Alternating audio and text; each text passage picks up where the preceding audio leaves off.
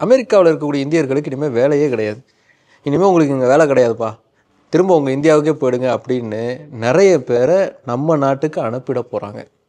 இங்கே இருக்கிறவங்க நிறைய பேர் அமெரிக்காவுக்கு போய் செட்டில் ஆகிடலாம் அப்படின்னு யோசனை பண்ணிருப்பாங்களே, அவங்களுக்குலாம் எண்டு கேட்டு போட்டாச்சு. ஏன்னா ட்ரம்ப் ஏன் வெளிநாட்டுக்காரங்களுக்கு வேலை தரீங்க, அமெரிக்கர்களுக்கு வேலை தாங்க, இந்த மாதிரி நீங்கள் வெளிநாட்டுக்காரங்களுக்கு வேலை தர்றதெல்லாம் ரொம்ப தப்பான விஷயம் அப்படின்னு பேசியிருக்காரு. இந்த செய்தி வந்ததுலேருந்து நான் முன்னாடி சொன்ன பார்த்தீங்களா, அந்த மாதிரி நிறைய டவுட்ஸுங்கிறது ஏகப்பட்ட பேர்கிட்ட சுற்றிக்கிட்டே இருக்குது. நிறைய பேர் இப்படி ஹைப் கிளப்பிக்கிட்டே இருக்காங்க. உண்மையிலேயே என்ஆர்ஐயாக இருக்கிறவங்களுக்கு பிரச்சனைகள் இருக்கா? அமெரிக்காவில் வேலை செய்கிறதுக்கான வாய்ப்புகள் இனிமேல் கிடையவே கிடையாதா? என்ன தான் நிலைமை? டீட்டெயிலாக பார்த்துடலாம். Welcome to Big Bang Bogan. நான் உங்கள் போகன். அமெரிக்காவுக்கு இனிமேல் இந்தியர்கள் வேலை செய்ய போகவே முடியாதா? என்ன தான் பிரச்சனை? பார்த்துடலாம் வாங்க.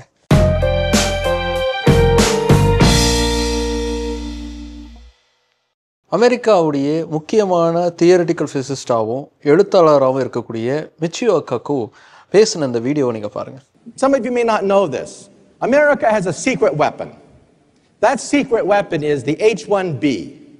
Without the H-1B, the scientific establishment of this country would collapse. Forget about Google. Forget about Silicon Valley. There would be no Silicon Valley without the H-1B. There are no Americans who can take these jobs. These are at the highest level of high technology. They don't take away jobs for Americans. They create entire industries. இந்த வீடியோவில் அவர் சொன்னது 100க்கு 100 உண்மை. அமெரிக்காவுக்கு இருக்கக்கூடிய ஒரு secret weapon எதுன்னா H-1B visa. இந்த விசா இருக்கிறதுனால தான் இன்னைக்கு வரைக்குமே டெக் உலகில் அசைக்க முடியாத ஜாம்பவானா அமெரிக்கா இருக்குது. இதை இவர் மட்டும் சொல்லலை, டாப் டெக் ஜெயன்ஸுடைய சிஇஓஸ் அத்தனை பேருமே இதை ஆமோதிச்சிருக்காங்க. ஏன் ரீசண்டாக இலான் மஸ்க் கூட ட்ரம்ப் H-1B விசாவை பற்றி எதிர்த்து பேசினப்போ அதை டிஃபெண்ட் பண்ணி இல்லை H-1B விசா ரொம்ப முக்கியமான ஒன்று அப்படின்னு பேசியிருந்தார். அந்தளவுக்கு இந்த H-1B விசாங்கிற அந்த ஒரு டிக்கெட்டை வச்சுக்கிட்டு தான் அமெரிக்கா டெக் உலகில் இவ்வளோ பெரிய ஒரு வல்லரசாக இருக்குது. ஆனால் இன்றைக்கி அது கேள்விக்குறியாக ஆயிருக்கு. காரணம் ட்ரம்ப் ரீசண்டாக பேசின ஒரு விஷயம். ஸோ ட்ரம்ப் என்ன சொல்லியிருக்காருன்னா, அமெரிக்க கம்பெனிஸ் அமெரிக்கர்களுக்கு தான் அதிகமாக வேலை தரணும், ஏன் வெளிநாடுகள்லேருந்து வரக்கூடியவர்களுக்கு அதிகமான வேலையை தராங்க, தப்பாச்சே அப்படின்னு பேசியிருக்காரு.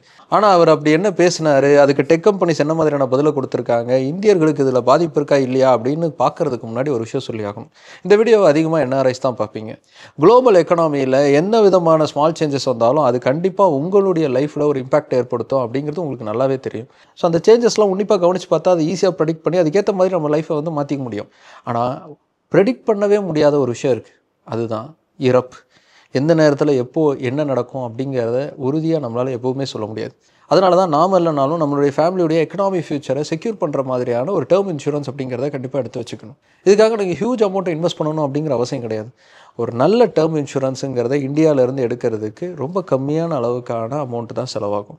ஏன் நீங்கள் இந்தியாவில் ஒரு பாலிசி எடுத்துக்கணும் அப்படின்னு நான் சொல்கிறேன் அப்படின்னா, நீங்கள் அப்ராடில் ஒரு பாலிசி எடுக்கிறத விட 30 to 50% கம்மியான காஸ்ட்டில் நீங்கள் ஒரு பாலிசி அப்படிங்கிறத எடுத்துக்க முடியும். ஆனால் இந்தியாவில் நிறைய கம்பெனிஸ் இருக்குப்பா, நிறைய பாலிசிஸ் இருக்குது, எது நமக்கு சூட் ஆகும், எதை எடுக்கிறது அப்படிங்கிற கன்ஃபியூஷன் உங்களுக்கு இருக்குது அப்படின்னா கவலைப்படாதீங்க. டிஸ்கிரிப்ஷனில் கமெண்ட்லேயும் அதுக்கான ஒரு லிங்க்குங்கிறத பின் பண்ணியிருக்கேன். அதை நீங்கள் கிளிக் பண்ணி போனீங்கன்னா இந்தியாவில் இருக்கக்கூடிய டாப் இன்சூரன்ஸ் கம்பெனிஸுடைய பாலிசிஸை நீங்கள் கம்பேர் பண்ணி பார்க்கலாம். அதில் எது உங்களுக்கு பெஸ்ட்டாக சூட் ஆகுமோ அதை நீங்கள் சூஸ் பண்ணி உங்களுக்கான உங்கள் ஃபேமிலிக்கான ஒரு பாலிசிங்கிறத நீங்கள் எடுத்துக்கலாம். அது 2 கோடி ரூபா அளவுக்கான டேர்ம் இன்சூரன்ஸ் பாலிசியை மாதம் 823 ரூபா ப்ரீமியம்லேருந்து நீங்கள் எடுத்துக்க முடியும். ஸோ இவ்வளோ பெரிய தொகையோட நம்ம இன்சூரன்ஸ் எடுத்துக்கும் போது நாம் இல்லைனா கூட நம்ம ஃபேமிலியோட ஃபியூச்சரை பற்றி நம்ம கவலைப்பட தேவையே இல்லை. அவங்களுடைய ஃபேமிலி எக்ஸ்பென்சஸ் எல்லாத்தையுமே அவங்களாலேயே சமாளிச்சுக்க முடியும். இதில் முக்கியமான இன்னொரு விஷயம் என்னென்னா, என்ஆர்ஐஸ் 18% ஜிஎஸ்டி எக்ஸம்ஷனோட டேர்ம் இன்சூரன்ஸ் அப்படிங்கிறத எடுத்துக்க முடியும். நீங்கள் இயர்லி ப்ரீமியம் கட்டுறீங்க அப்படின்னா உங்களுக்கு அப் டு 5% அளவுக்கான டிஸ்கவுண்ட்டுங்கிறது எக்ஸ்ட்ரா கிடைக்கும். அதே மாதிரி என்ஆர்ஐஸாக நீங்கள் டேர்ம் இன்சூரன்ஸ் எடுக்கும்போது உங்களுக்கு 18% அளவுக்கான ஜிஎஸ்டிலையும் வேவர் அப்படிங்கிறது இருக்குது. ஸோ அதை வச்சு பார்க்கும்போது நீங்கள் ஒரு டேர்ம் இன்சூரன்ஸ் எடுக்கிறீங்க அப்படின்னா கலெக்டிவாக உங்களுக்கு அப் டு 23% அளவுக்கான சேவிங்ஸ் அப்படிங்கிறது உங்களுக்கு கிடைக்கும். அதுவும் ஒரு சில பிளான்லாம் 99 வருஷத்துக்கு கவரேஜ் அப்படிங்கிறத ப்ரொவைட் பண்ணுறாங்க. கிளைம் டைமில் கூட நீங்கள் கவலைப்பட தேவையில்லை. அவங்களோட ஹெல்ப்லைன் நம்பருக்கு கால் பண்ணிங்க அப்படின்னா எல்லா ப்ராசஸையும் ஸ்மூத்தாக அவங்களே செஞ்சு முடிச்சுருவாங்க. ஸோ இதை பற்றி இன்னும் அதிகமான டீட்டெயில்ஸை தெரிஞ்சுக்கிறதுக்கும் உங்கள் ஃபேமிலிக்கு சூட் ஆகக்கூடிய ஒரு டேர்ம் இன்சூரன்ஸை எடுக்கிறதுக்கும் டிஸ்கிரிப்ஷன்லேயும் கமெண்ட்லேயும் பின் பண்ணியிருக்கக்கூடிய லிங்கை செக் பண்ணி பார்த்து முழுசாக படித்து தெரிஞ்சுக்கிட்டு உங்களுக்கான ஒரு இன்சூரன்ஸ் அப்படிங்கிறத கண்டிப்பாக எடுத்துருங்க. கீழே தெரியக்கூடிய QR கோடை ஸ்கேன் பண்ணி கூட நீங்கள் அந்த டேர்ம் இன்சூரன்ஸ் டீட்டெயில்ஸை படித்து தெரிஞ்சுக்கிட்டு உங்களுக்கான பாலிசி எடுக்க முடியும்.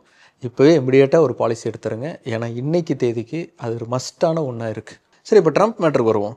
ரீசெண்டாக ஏஐ டெக்னாலஜியை பற்றின ஒரு சம்மிட் அப்படிங்கிறது அமெரிக்காவில் நடக்குது. அதில் தான் அமெரிக்க கம்பெனிகள் அமெரிக்கர்களுக்கு வேலை தரணும், எதுக்கு வந்து வெளிநாடுகளிலேருந்து வர்றவங்களுக்கு வேலை தரீங்க அப்படிங்கிற மாதிரி அவர் பேசியிருக்காரு. இந்த சம்மிட்டுங்கிறது எதுக்கு நடக்குது அப்படின்னா, ஏஐ டெக்னாலஜியில் அமெரிக்காவுடைய பலங்கிறது அதிகமாகணும், அமெரிக்கா தான் டாமினன்ட் சூப்பர் பவராக ஏஐ டெக்னாலஜியில் இருக்கணும் அப்படிங்கிறதுக்காக ஒரு 3 ரூல் அப்படிங்கிறத ட்ரம்ப்புடைய கவர்மெண்ட் வந்து கொண்டு வந்திருக்காங்க. மொதல் ஆர்டர் அப்படிங்கிறது என்னென்னா, வின்னிங் த ரேஸ் அப்படிங்கிற டைட்டிலில் கொடுக்கப்பட்டிருக்கக்கூடிய ஒரு ஆர்டர். ட்ரம்ப்போட அட்மினிஸ்ட்ரேஷன் அந்த மாதிரியான புது சட்டங்கள், திட்டங்கள், ஆர்டர்ஸ் இது எல்லாத்துக்குமே ஸ்டைலான மாசான பேர் அப்படிங்கிறத வைக்கிறாப்புல. அதில் ஒரு வகை தான் இது வின்னிங் த ரேஸ் அப்படின்னு. அதாவது ஏஐ டெக்னாலஜியில் அமெரிக்காவுடைய எஸ்டாப்ளிஷ்மெண்ட்ஸ்லாம் இன்னும் ஸ்ட்ராங்காக மாற்றுறதுக்கு ஏற்கனவே இருக்கக்கூடிய டேட்டா சென்டர்ஸ், டிஜிட்டல் ஃபெசிலிட்டிஸ் இது எல்லாத்தையுமே இன்னும் ஸ்ட்ராங் பண்ணணும். அந்த மாதிரியான சென்டர்ஸை டெவலப் பண்ணுறதுக்கான இன்ஃப்ராஸ்ட்ரக்சரை உருவாக்குறதுக்கு இருக்கக்கூடிய சட்ட சிக்கல்கள் இது எல்லாத்தையுமே இன்னும் ஈஸியாக மாற்றணும் அப்படிங்கிறது இந்த முதல் திட்டம். ரெண்டாவது ஆர்டருங்கிறது என்னென்னா, அமெரிக்காவுடைய ஃபண்டிங் மூலமாக உருவாக்கப்படக்கூடிய ஏஐ டெக்னாலஜி அப்படிங்கிறது முழுக்க முழுக்க அமெரிக்காவுக்கு உதவி செய்கிறதுக்கு, அமெரிக்காவை பலப்படுத்துறதுக்கான ஒன்றா தான் இருக்கணும் அப்படிங்கிறது. இனிமேல் வந்து நாங்கள் ஓக் டெக்னாலஜி அப்படிங்கிறத சப்போர்ட் பண்ண மாட்டோம் அப்படிங்கிற மாதிரி ட்ரம்ப் சொல்லியிருக்காரு. இந்த ஓக் அப்படிங்கிற வார்த்தைக்கு என்ன அர்த்தம் அப்படின்னா, இன்க்ளூசிவ் ஆஃப் எவ்ரிபடி, LGBTQ++ அப்படிங்கிறவங்க வந்து இதை அதிகமாக யூஸ் பண்ணுவாங்க. ஆனால் இது பொதுவாக என்ன சொல்லும் அப்படின்னா, எல்லாரையுமே உள்ளடக்கின ஒரு டெவலப்மெண்ட்டாக இருக்கணும் அப்படிங்கிறதுக்கான அர்த்தம் தான் இந்த ஓக். ஸோ இந்த ஏஐ டெக்னாலஜி அப்படிங்கிறது எல்லா கண்ட்ரீஸுக்கும், எல்லா மக்களுக்கும் பயன்படக்கூடிய ஒன்றா இருக்கணும் அப்படிங்கிறதுக்காக உருவாக்கப்படணும்னு ஏற்கனவே இருந்துச்சு. அந்த பாலிசியை டோட்டலாக மாற்றி முழுக்க முழுக்க அமெரிக்காவுக்கு பெனிஃபிட் பண்ணுற மாதிரியான டெக்னாலஜிஸ் தான் உருவாக்கப்படணும் அப்படிங்கிறத அவர் கொண்டு வந்திருக்காரு. மூணாவது ஆர்டருங்கிறது என்னென்னா, முழுக்க முழுக்க இண்டிஜினஸான டெக்னாலஜியாக இருக்கணும். மற்ற கண்ட்ரீஸில் இருக்கக்கூடிய டெக்னாலஜிஸையோ இல்லை அங்கே இருக்கக்கூடிய டேலண்ட்ஸையோ நம்பி இல்லாமல் முழுக்க முழுக்க அமெரிக்காவை பேஸ் பண்ணி, அமெரிக்கர்களை பேஸ் பண்ணி இருக்கக்கூடிய டெக்னாலஜி அது உருவாக்கப்படணும். அவங்களுக்கு தான் அதிகமான முன்னுரிமைங்கிறது இதோடைய வேலை வாய்ப்புகளில், இதை உருவாக்குறதுலலாம் கொடுக்கப்படணும் அப்படிங்கிறது இந்த மூணாவது ஆர்டர். இதெல்லாம் வச்சு பேஸ் பண்ணி நடந்த ஒரு சம்மிட்டில் தான் இந்த மாதிரியான கருத்துங்கிறத ட்ரம்ப் வந்து வச்சுருக்காரு. அதில் அவர் என்ன சொல்லியிருக்காரு அப்படின்னா, அமெரிக்காவில் இருக்கக்கூடிய டெக் ஜெயன்ட்ஸ்லாம் வந்து அமெரிக்கர்களுக்கு வேலை தர்றதே கிடையாது. அதுலேயும் குறிப்பாக கூகுள், ஆப்பிள் மாதிரியான டெக் ஜெயன்ட்ஸ்லாம் இந்தியர்களுக்கு, சீனர்களுக்கு தான் வேலைவாய்ப்பை வந்து தராங்க. அங்கே தான் ஃபேக்ட்ரிகளை உருவாக்குறாங்க. இந்த கம்பெனிஸோடைய மெயினான ஆப்ரேஷன்ஸ் எல்லாமே அயர்லாண்டில் இருக்குது. ஸோ எல்லா ப்ராஃபிட்டும் அயர்லாண்டுக்கு போகுது. இது எவ்வளோ மோசமான ஒன்று அப்படிங்கிற மாதிரி அவர் பேசியிருக்காரு. இது வரைக்கும் இதை மேண்டேட்ரியாக பண்ணுற அளவுக்கான சட்டங்களையோ இல்லை ஆர்டர்ஸையோ ட்ரம்ப் கவர்மெண்ட் வந்து கொண்டு வரல. அதாவது இவ்வளோ பேர் தான் ஒரு கம்பெனியில் வந்து வெளிநாட்டவர்கள் இருக்கணும், மற்றவங்களாம் கிளம்பி போயிடணும், ஏற்கனவே வேலை செஞ்சுட்டு இருந்தாங்கன்னா அவங்களும் கிளம்பி போயிட சொல்லுங்கள் அப்படிங்கிற மாதிரியான ஆர்டர்ஸ் எதுவும் மேண்டேட்ரியாக அவர் கொண்டு வரல. ஆனால் கூடிய சீக்கிரத்தில் முழுக்க முழுக்க அமெரிக்கர்களை மட்டுமே வேலை செய்யக்கூடிய ஒரு நிலைமை உருவாகணும், அதை பார்த்துக்கங்க அப்படிங்கிற மாதிரி இன்டைரக்டாக அவர் சொல்லியிருக்காரு. இதுக்கு டெக் இண்டஸ்ட்ரியில் என்ன மாதிரியான பதிலடி அப்படிங்கிறது இருக்குது அப்படிங்கிறத பார்க்குறதுக்கு முன்னாடி, இந்தியர்கள் எந்த அளவுக்கு அமெரிக்காவுடைய டெக் இண்டஸ்ட்ரிக்கும் அமெரிக்காவுடைய வளர்ச்சிக்கும் பங்களிப்பு பண்ணுறாங்க அப்படிங்கிறத பார்க்கலாம். இந்த H1B விசா அப்படிங்கிறது வெளிநாட்டவர்களை அமெரிக்காவுக்கு கூட்டிகிட்டு வந்து அங்கே வச்சு வேலை வாங்கிறதுக்கான ஒரு விசா. இந்த H1B விசாவில் 74% அளவுக்கு யார் அமெரிக்காவுக்கு அதிகமாக வேலை செய்ய போயிருக்காங்க அப்படின்னு பார்த்தா அது இந்தியர்கள் தான். இது ரொம்ப வருஷத்துக்கு முன்னாடி எடுத்த டேட்டாவில் 2024லேயே 74% அளவுக்கு இந்தியர்கள் தான் அதிகமாக இந்த விசா மூலமாக அமெரிக்காவுக்கு வேலை செய்ய போயிருக்காங்க. ஸோ அமெரிக்காவுடைய பிக்கஸ்ட் டெக் ஃபார்ம்ஸ் எல்லாருமே இந்தியர்களுடைய அறிவை வைத்தும் அவர்களுடைய உழைப்பை வைத்தும் மட்டுமே அடிப்படையாக இயங்கிக்கிட்டு இருக்கு.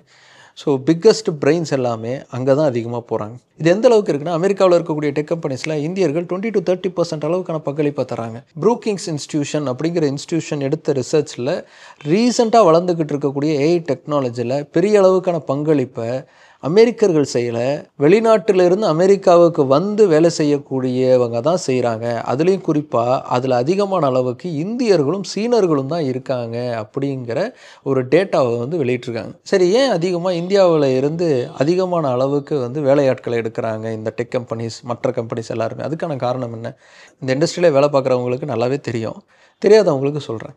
அமெரிக்காவில் ஒரு வேலைக்கு ஒரு அமெரிக்கரை எடுக்கிறாங்க அப்படின்னு வச்சுக்கோங்க. அவருக்கு தரக்கூடிய சம்பளத்தை விட 50-60% குறைவான சம்பளத்தில் இந்தியாவில் அவங்களுக்கு ஒரு இந்தியர் வேலைக்கு கிடைப்பார். ஸோ ஒரே வேலை தான், ஆனால் இவ்வளோ கம்மியான சம்பளத்தில் ஒருத்தர் கிடைக்கிறார். ப்ளஸ் ரொம்ப எஃபிஷியண்ட்டாகவும் அந்த வேலையை செஞ்சு முடிக்கிறார்.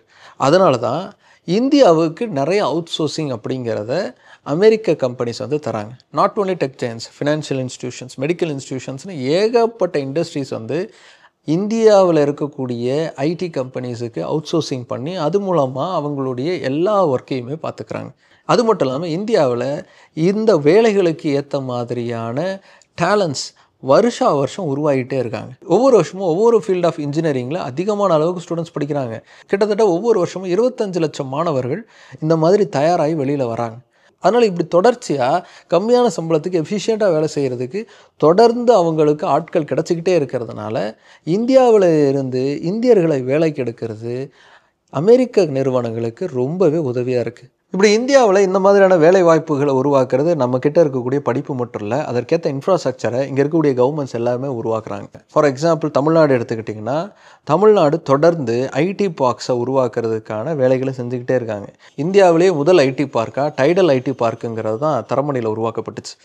அதே மாதிரி பெங்களூருங்கிறத ஐடி ஹப்பாக மாற்றுறதுக்கான இன்வெஸ்ட்மெண்ட்டுங்கிறது எப்போ நடந்தது, இன்னைக்கு வரைக்கும் அது நடந்துக்கிட்டே இருக்குது. ஹைதராபாத்தில் ஐடி இண்டஸ்ட்ரிக்கு ஏற்ற மாதிரியான ஸ்மார்ட் சிட்டி அப்படிங்கிறதெல்லாம் கூட உருவாக்குனாங்க. இப்படி தொடர்ந்து ஐடி இண்டஸ்ட்ரிங்கிறது ஒரு பூம் ஆகுது, அமெரிக்கா சார்ந்து இருக்கக்கூடிய வேலை வாய்ப்புகள் உருவாகுது, அதற்கேற்ற மாதிரியான இன்ஃப்ராஸ்ட்ரக்சரை நம்ம உருவாக்கி தரணும் அப்படிங்கிறதுக்கான இன்வெஸ்ட்மெண்ட் அப்படிங்கிறது இங்கே நடக்குது. ஸோ இப்படி படித்த இளைஞர்களும் கிடைக்கிறாங்க, அதற்கேற்ற இன்ஃப்ராஸ்ட்ரக்சரும் இங்கே கிடைக்குது. ஸோ இவ்வளோ பெனிஃபிட்டோட நமக்கு எல்லா ரிசோர்ஸும் கிடைக்கும்போது எதுக்கு தேவையில்லாமல் அதிகமாக நம்ம செலவு பண்ணணும் அப்படிங்கிறதுனால தான் அமெரிக்காவில் இருக்கக்கூடிய நிறுவனங்கள்லாம் தொடர்ந்து இங்கேருந்தே நம்ம வேலைக்கு எடுக்கிறாங்க. இது எல்லாத்தையோட இந்த ஒரு கேட்ச் இருக்குதுன்னு சொல்லுவாங்கள்ல, அதாவது ஒரு மீனை பிடிக்கணும் அப்படின்னா எறா துண்டை போட்டு பிடிக்கணும்னு, அதே மாதிரியான ஒன்று தான் இந்த H1B விசா. அமெரிக்காவுக்கு போனால் அமெரிக்காவில் செட்டில் ஆகிடலாம், லைஃபே மாறிடும் அப்படிங்கிற ஒரு ட்ரீமுங்கிறது கிட்டத்தட்ட ஐடியில் வேலை பார்க்கக்கூடிய எக்கச்சக்கமான பேருக்கு இருக்குது. அமெரிக்காவுக்கு எப்படியாவது போயிடணும், எப்படியாவது அந்த விசா வாங்கிட்டு போயிடணும், அதுக்கு நம்ம இங்கே கஷ்டப்பட்டு வேலை பார்த்தா போதும் அப்படின்னு அதுக்காகவே அதிகமாக வேலை பார்க்குறவங்க இருக்காங்க. இந்த H1B விசாவை யூஸ் பண்ணி இன்ஃபோசிஸ், விப்ரோ மாதிரியான பல நிறுவனங்கள் அவங்களுடைய டாப் மோஸ்ட் எம்ப்ளாயீஸை அமெரிக்காவுக்கு அனுப்பி அதன் மூலமாகவும் நல்லாவே லாபம் பார்க்குறாங்க. அந்தந்த அமெரிக்க நிறுவனங்களும் அந்த எம்ப்ளாயீஸ் மூலமாகவும் நல்ல லாபம் பார்க்குறாங்க.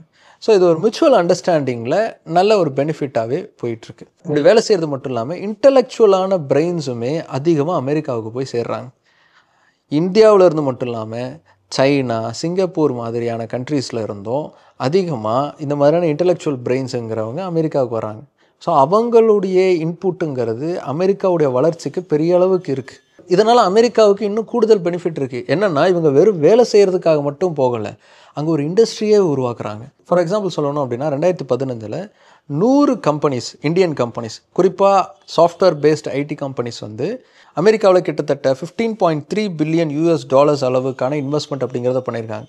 அது மூலமாக 1 லட்சத்துக்கும் அதிகமான வேலை வாய்ப்புகள் அப்படிங்கிறது உருவாயிருக்கு. ஸோ ஒரு கம்ப்ளீட் இண்டஸ்ட்ரி அவங்க உருவாக்குறாங்க. அதனால் வேலை வாய்ப்பு உருவாகுது, அதனால் எக்கனாமி பூம் ஆகுது, அதனால் அமெரிக்காவும் பெருசாக வளருது. ஸோ இப்படி வேலை பார்க்குறதுக்கு மட்டும் இந்தியர்கள் மாதிரியான வெளிநாட்டவர்கள் அமெரிக்காவுக்கு போகலை, அப்படி வேலை செய்கிறத தாண்டி அமெரிக்காவுடைய எக்கனாமிக்கு பூமாக இருக்காங்க, அமெரிக்காவுடைய டெக்னாலஜி அட்வான்ஸ்மெண்ட்டுக்கு பூமாக இருக்காங்க, அமெரிக்காவுடைய எல்லா வகையான டெவலப்மெண்ட்டுக்கும் அவங்க யூஸ்ஃபுல்லாக இருக்காங்க. ஸோ இந்த பைப் லைனுங்கிறதுல கை வச்சிருக்காரு ட்ரம்ப் அப்படிங்கிறது தான் இன்றைக்கி இந்த டெக் ஜெயன்ஸில் இருக்கக்கூடிய பலருடைய குற்றச்சாட்டாக இருக்குது. இது வரைக்கும் ட்ரம்ப் சொன்ன விஷயத்துக்கு அமெரிக்காவில் இருக்கக்கூடிய எந்தவித பிக்கஸ்ட் கம்பெனிஸும் வந்து ஓப்பனான ஸ்டேட்மெண்ட் அப்படிங்கிறத கொடுக்கல. ஆனால் அதே சமயத்தில் இந்த கம்பெனிஸில் இன்வெஸ்ட் பண்ணுறவங்க, இந்த கம்பெனிஸுடைய செயல்பாடுகளை வந்து அனலைஸ் பண்ணுறவங்க எல்லாருமே ட்ரம்ப் வந்து தேவையில்லாமல் இந்த விஷயத்தில் கை வைக்கிறாரு அப்படிங்கிற ஒரு விஷயத்தை பேச ஆரம்பிச்சிருக்காங்க. ஏன்னா அமெரிக்காவில் இப்போதைக்கு அதற்கேற்ற சோர்ஸுங்கிறதே இல்லை, ரிசோர்ஸே கிடையாது. இவங்க எல்லாருமே வேலையை விட்டு போகிறாங்க அப்படின்னா அவங்கள ரீப்ளேஸ் பண்ணுற அளவுக்கான ஸ்கில்லபிள் லேபர் அப்படிங்கிறவங்க அமெரிக்காவில் கிடையாது. அதற்கேற்ற இன்ஃப்ராஸ்ட்ரக்சர், ஃபார் எக்ஸாம்பிள் எஜுகேஷனலான இன்ஃப்ராஸ்ட்ரக்சர் கூட அமெரிக்காவில் இது வரைக்கும் சரியாக இல்லை. அப்படி இருக்கும்போது இவங்களை இமிடியேட்டாக ரிமூவ் பண்ணுறது அப்படிங்கிறது அழிவை தான் உருவாக்குமே தவிர அடுத்த கட்ட வளர்ச்சியை நோக்கி போகாது. அமெரிக்கா இன்னும் பெருசாக வளர வேண்டிய கட்டாயத்தில் இருக்குது, இன்னும் வேகமாக வளர வேண்டிய கட்டாயத்தில் இருக்குது. அப்படி இருக்கக்கூடிய ஒரு சூழலில் எதுக்கு ஒரு எலக்ட்ரிக் கம்பத்தில் போய் கையை வைக்கிறாரு அப்படிங்கிறது தான் அவங்க சொல்லக்கூடிய விஷயமா இருக்குது. உண்மையிலேயே இந்தியர்களுக்கு இதனால் பிரச்சனைகள் இருக்குமா, இந்தியாவில் இருக்கக்கூடியவங்க என்ன சொல்கிறாங்க அப்படின்னு பார்த்தா அதற்கான வாய்ப்புங்கிறது இப்போதைக்கு கிடையாது அப்படிங்கிறதான் சொல்லியிருக்காங்க. ஏன்னா நான் ஏற்கனவே சொன்ன மாதிரி தான், இந்தியர்களை ரீப்ளேஸ் பண்ணுற மாதிரியான அமெரிக்கர்கள் அங்கே கிடையாது. அந்த அளவுக்கு அவங்களுக்கு ஸ்கில் கிடையாது. அப்படிங்கிறதுனால நம்மளை தான் அவங்க ரிலை பண்ணி இருப்பாங்க. இந்த நிலைமை மாறுறதுக்கு கண்டிப்பாக டைம் எடுக்கும். ஆனால் அதே சமயத்தில் இப்போ உலகம் ரொம்ப பெருசாயிருச்சு. ட்ரம்ப் சொன்ன இந்த விஷயங்கிறது நமக்கு புது டோர்ஸை ஓப்பன் பண்ணிவிடும். இந்தியர்களை அதிகமாக ஹையர் பண்ணுறதுக்கு மற்ற நாடுகள், மற்ற வளர்ந்த நாடுகள் யோசிப்பாங்க. அமெரிக்காவை விட எங்ககிட்ட வாங்க, நாங்கள் உங்களுக்கு இன்வெஸ்ட்மெண்ட் பண்ணுறோம் அப்படின்னு யோசிக்க ஆரம்பிப்பாங்க. ஸோ நமக்கு வேலைவாய்ப்புகள் உருவாகும். ஏன்னா நம்ம ப்ரூவன் ட்ராக் ரெக்கார்டு வச்சுருக்கோம், அமெரிக்காவுடைய எக்கனாமியை வளர்த்து காமிச்சிருக்கோம். அதே மாதிரி எங்கள் நாட்டையும் வளர்த்து காட்டுங்கன்னு நம்மக்கிட்ட வருவாங்க. ஸோ நமக்கு இன்னும் ஆப்பர்ச்சுனிட்டிஸ் உருவாகும் அப்படின்னு சொல்லியிருக்காங்க. இன்ஃபோசிஸ் நாராயணமூர்த்தியும் இதே மாதிரியான கருத்தை தான் முன் வச்சுருக்காரு. ஆனால் இது எல்லாமே ட்ரம்ப் அடுத்து என்ன பண்ண போகிறாரு அப்படிங்கிறத பொறுத்து தான் நம்ம பார்க்க முடியும். உண்மையிலேயே ட்ரம்ப் இதுக்காக ஏதாவது சட்டத்தை கொண்டு வர போகிறாரா, இல்லை சும்மா ஓட்டு வாங்கணும் அப்படிங்கிறதுக்காக ஒரு டைலாக் விட்டுட்டு போட்டாரா அப்படிங்கிறத பொறுத்திருந்து தான் நம்ம பார்க்கணும். ஆனால் இப்படி பொறுத்திருந்து எந்த மாதிரி இது மாறுது அப்படிங்கிறதெல்லாம் அனலைஸ் பண்ணுறதுக்கான வாய்ப்பு நமக்கு இருக்குது. ஆனால் லைஃப்பில் அப்படி ஒரு வாய்ப்புங்கிறதே இல்லை. திடீர்னு ஏதாவது ஒன்று நடந்துச்சுன்னா கண்டிப்பாக கஷ்டமாயிடும். அதனால தான் நான் ஏற்கனவே சொன்னேன்ல, என்ஆர்ஐக்கு தேவையான ஒரு டேர்ம் இன்சூரன்ஸுங்கிறது எடுத்து வச்சுக்கிறது அவசியம்னு. கீழே டிஸ்கிரிப்ஷன்லேயும் கமெண்ட்லேயும் பின் பண்ணியிருக்கக்கூடிய லிங்க்கை செக் பண்ணி பார்த்தீங்க அப்படின்னா 23% அளவுக்கான சேவிங்ஸோட உங்களுக்கான ஒரு டேர்ம் இன்சூரன்ஸ் அப்படிங்கிறத எடுத்துக்க முடியும். இம்மிடியேட்டாக செக் பண்ணி பாருங்கள். நீங்கள் கீழே தெரியக்கூடிய QR கோடை ஸ்கேன் பண்ணி கூட அதை பற்றின ஃபுல் டீட்டெயில்ஸை படித்து தெரிஞ்சுக்க முடியும். இன்றைக்கி தேதிக்கு ஒரு டேர்ம் இன்சூரன்ஸ் அப்படிங்கிறது மஸ்ட்டான ஒன்றா இருக்குது. உங்கள் ஃபேமிலிக்கு தேவையான ஒரு டேர்ம் இன்சூரன்ஸை இப்போவே எடுத்து வச்சுக்கோங்க. சரி, ஓகே பிகாஸ் ட்ரம்ப் என்ஆர்ஐஸுக்கு ஆப்பு வச்சிருக்காரா இல்லையா அப்படிங்கிறத டீட்டெயிலாக பார்த்துட்டோம். இதை நிறைய பேருக்கு போய் சேரணும்னா கண்டிப்பாக மறந்துடாமல் ஷேர் பண்ணுங்கள். உங்கள் என்ஆர்ஐ ஃப்ரெண்ட்ஸுக்கெலாம் மறந்துடாமல் ஷேர் பண்ணுங்கள். அடுத்து இன்னொரு இன்ட்ரெஸ்டிங்கான கண்டென்ட்டோட உங்களை பார்க்குறேன். பை.